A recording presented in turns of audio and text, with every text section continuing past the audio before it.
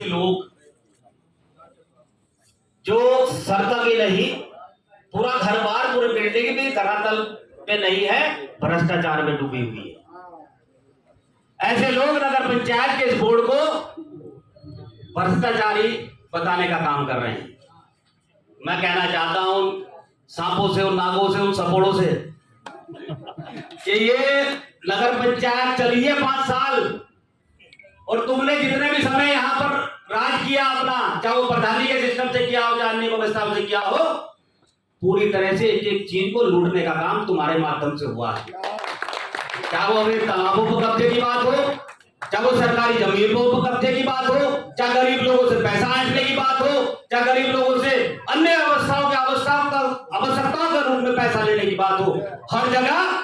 भ्रष्टाचार में डूबे ये लोग ये इस बोर्ड पर आरोप लगाने का काम कर रहे हैं। मैं चैलेंज के साथ कहता हूं भ्रष्टाचारियों को, ये कहीं भी किसी प्रकार का भी भ्रष्टाचार अगर तुम साबित कर दो तो निश्चित रूप से अभी उन्होंने किया भी प्रयास, ये 2 बार कर चुके हैं। अभी कुछ दिन पहले आप लोगों ने देखा कि मेरे सामने आकर उस समय भी कि भ्रष्टाचार चल रहा है, फलाना चल रहा है, वो चाल उनकी उल्टी पड़ गई। पूरे सबूत के साथ उनके मुंह पे हमने करा था तमाचा मारने का काम किया और पूरे सबूत मीडिया के सामने रखने का काम किया। ऐसे लोग सपने देख रहे हैं कि नगर पंचायत अध्यक्ष की कुर्सी पर बैठेंगे। मैं चैलेंज के साथ कह रहा हूं कि आओ मैदान में, ये जनता, ये नगर पंचायत क्षेत्र के लोग तुम्हें तुम्हारी औकात बताने का काम करेंगे और जिस प्रकार से लूटा है इस क्षेत्र को उसी प्रकार से तुम्हारा इलाज करने का काम करेंगे। ये सम्मान की व्यवस्था है 5 साल, पूरा क्षेत्र चाहे सुबोधरा केस रहा हो, चाहे हमारे सम्मानित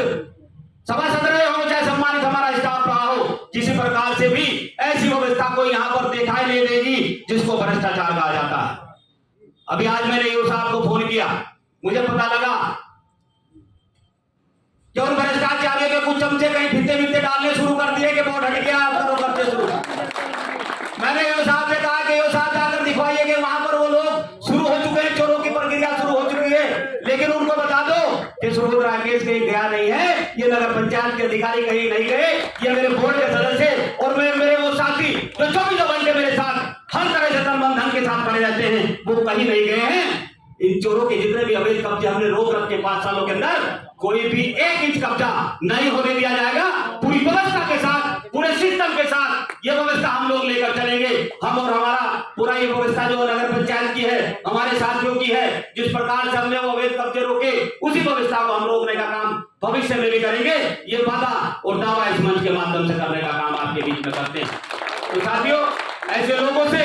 सावधान आपको रहना, ये बात मेरी जानी चाहिए। मेरे मीडिया के साथी इसको रिकॉर्ड कर रहे हैं, मैं कहना चाहता हूं पूरी तरह से इसको आप वायरल करें कि ऐसे लोग जो मात्र अपनी जेबों को भरने के लिए, जो मात्र सरकारी जमीनों और तालाबों पर कब्जे करने की राजनीति करते हैं, ऐसे लोगों की पूरी तरह से उनकी प्रत्येक जानकारी आम आदमी तक, जनता तक जानी चाहिए। ये मेरा आपसे विशेष आग्रह है और मैं निश्चित रूप से ईओ साहब से विशेष आग्रह पुनः इस बारे में भी करूंगा कि इस प्रकार की कोई सूचना अगर मिले